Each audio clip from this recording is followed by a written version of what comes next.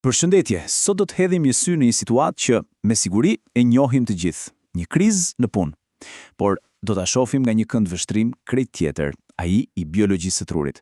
Do zbulojmë pse dy ekipe kur përballen me të njëjtin problem mund të reagojnë në mënyra kaq dramatike të ndryshme. Dhe përgjigja fshihet në mënyrën se si jemi programuar për të menaxhuar stresin. Imagjinojeni pak këtë skenë. Presioni është në maksimum. Afati po të merr frymën. E pra, çfarë ndodh realisht në ato momente? Si reagon një ekip?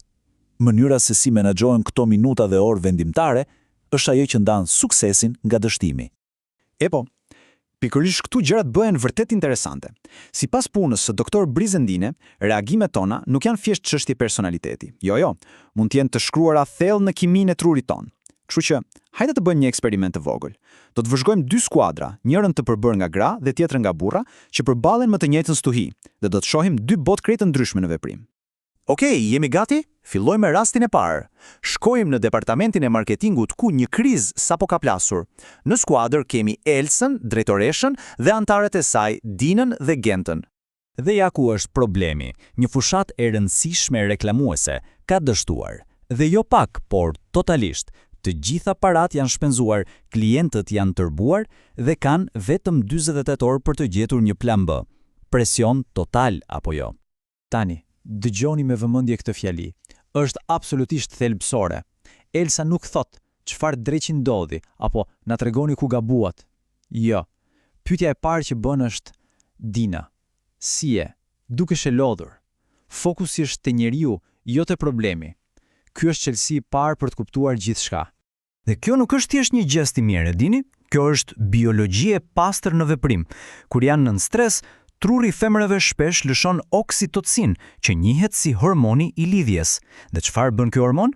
Të shtyn të kërkosh mbështetje, të krijosh aleanca. Pra, parimi është ky. Para se të rregullojmë problemin teknik, duhet të sigurohemi që jemi të gjithë mirë me njëri tjetrin.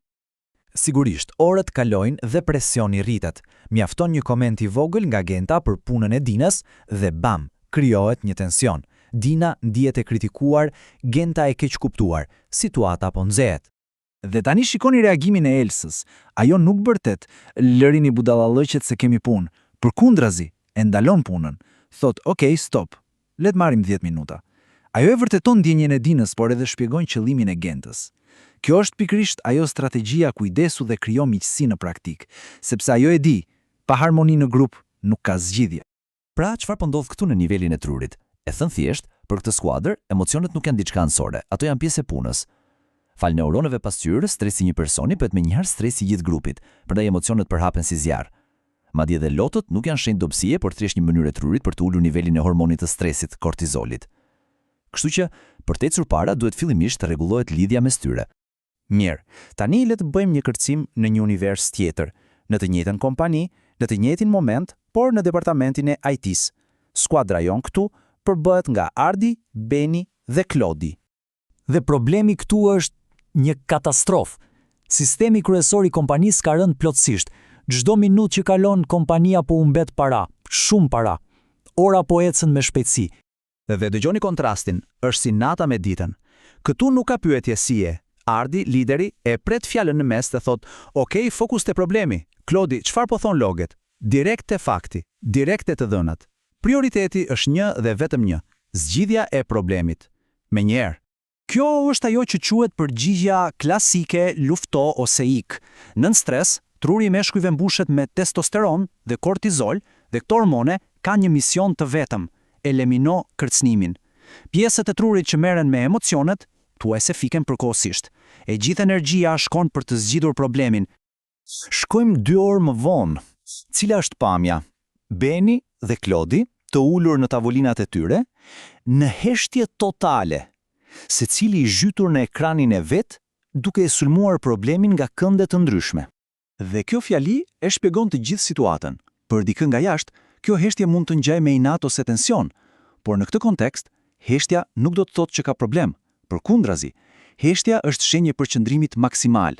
Të flasësh në atë moment do ishte thjesht humbje kohe.